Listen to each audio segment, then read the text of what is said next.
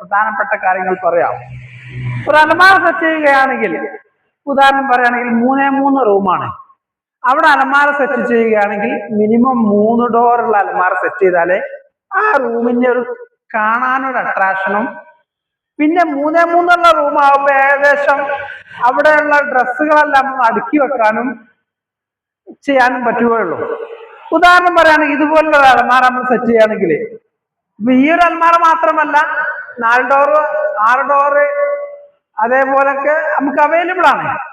പക്ഷെ കസ്റ്റമൈസ്ഡ് നമ്മൾ ചെയ്യാറുണ്ട്. ഉദാഹരണം പറയുകയാണെങ്കിൽ അലമാരക്ക് ഒഴിവിട്ട സ്ഥലം, അവിടെ അലമാര ചെയ്യുകയാണെങ്കിൽ നമുക്ക് ചിലപ്പോൾ ബാത്റൂം അതിന്റെ ബാക്കിൽ വരും.